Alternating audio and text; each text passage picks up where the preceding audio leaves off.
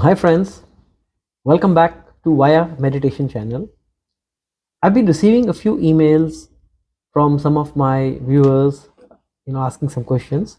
So one of the questions that has come on two or three occasions is that is there a way to stop self-talk or is there a way to reduce the thoughts? Now this is actually looks like a very simple question, but it is a complex one because it has a few layers. Let's try to go into the depth and see whether we can actually reduce thought and self-talk. The first thing is, like Gurdjieff used to say, that man is a machine, which means that man has become robotic. Man has a potential to be conscious and self-observant, but that ability has faded away, and usually a man operates in a very mechanical way. So you can take examples in your own life. You're driving a car, the driving happens on its own, you see a red light, you stop, but there is a thought going on in parallel. There's a muscle memory, the moving center, the body intelligence knows its job. You're walking to a grocery store nearby to get a eggs or something. While you're walking, you keep thinking about something.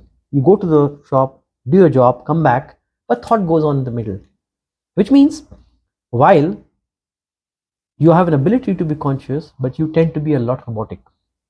Now, so the first question is, most of us behave mechanically.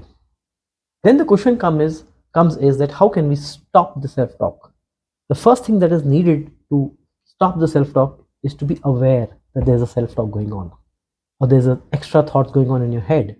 That awareness has to be there. If you're mechanical, then that awareness will not be there. So the first thing is the mechanical has to make way for that awareness to come in, that there is a thought going on or there is a self-talk going on. If that awareness is there, then you can intervene. You can give it a different direction. You can stop it. You can slow it down. So I think this is the first thing. We are quite mechanical, and hence the awareness that the self-talk is going on is missing. With that awareness, it becomes very difficult to change anything. The second point to note here is that the whole structure of the mind and the brain is to process a thought. It's the combination of memory. It is there to aid you. If I have to meet you at a particular time, if after my office I have to come back home, I need to know where I need to go. So memory is needed. It is a much needed component of the physical organism that we are. So the brain's job or the mind's job is to process thoughts. So that is the fundamental job of the organism. So the idea is not to really cut it. The idea is to disidentify with it. Don't give too much importance to every thought. Just like Raman Maharishi used to say that the only way to slow down thoughts is to stop taking interest in them. And to stop taking interest in them is to be fundamentally aware of the point one that I was talking about. You should be aware there's a thought going on. So it goes back to the first point. I was reading one beautiful book, Lost Writings of Hsin. It's a very nice book. If you can get handle on it, try to get that book. In that book, he says that the author says that thoughts are like uninvited guests. So when there are uninvited guests at the party, or there are guests who are not well entertained at the party, they leave. So the author says that you should treat the extra thoughts like that, unwanted guests. If you don't entertain them, they will leave. So these two things are very important to keep in mind in this journey. The other thing which I want to mention here is that once you stop taking interest in thoughts, then what happens is, like Osho says, that mind is a tool. Like any other tool, you should be one using the tool. Once you become the master, mind knows its place. You can use it when you want. But in the current situation, because we are not aware, mind has become the master. Mind is using us, keeping us engaged in the thoughts, self-talk, excess talk. So we have to gain mastery over the mind. And how does that happen? It happens with meditation. As you meditate, as you reach states of no mind, those states of no mind actually expand. So while that state of no mind may happen during a formal meditation practice, but as you go through that period, you will see that period of no mind expands on its own.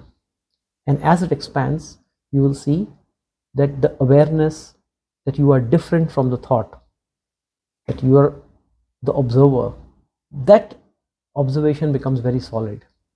and then you can intervene. And that's how it goes. So I would say that it is possible to reduce thoughts and self-talk. What you need to do is basically break your mechanicalness, be more aware. A formal practice hence helps you to treat them like uninvited guests. Formal practice actually gives you the gravity, and that gravity expands on its own. And to finish this small talk, I remember this very beautiful book by Osho. It's a book on Yoga Sutras of Patanjali. In that, he says that what happens to your walk when you're sitting? Like he says, you use your leg for walking. What happens to your walking when you're sitting? Where does your walking go? It goes nowhere. Walking is a process of the leg. When you want to walk, you walk. When you don't want to walk, you sit down. So the body knows its job. The leg, they know the job, that you don't have to walk all the time. You use the legs, you use the process of walking when you need to walk. Unfortunately, in case of mind, we have lost that control. That the job of the mind is to think. So, but it should not think all the time. So where does your walking go when you're sitting? It does not go anywhere. It lies with you as a potential. You can just get up and walk. Similarly, your thinking is also a process of your mind, your brain, your collective learning. You should not use it all the time. You should use it when it is needed. So to answer the question, it is possible to reduce thoughts. It is possible to reduce self-talk, and it happens on its own as your meditation deepens. But fundamental starting point of it is to be aware of the fact that there is a self-talk, and then you can intervene and you stop taking interest in those thoughts and the self-talk. Try this, and if you have any other topic that we want me to discuss, please email me or leave it in the comment section. I'll try to see if I can do justice to that. Thank you. And as I always say, meditation, mindfulness is a very hard subject. Please like, share, and subscribe. It will be very useful for the channel and also very useful for spreading the word of mindfulness to rest of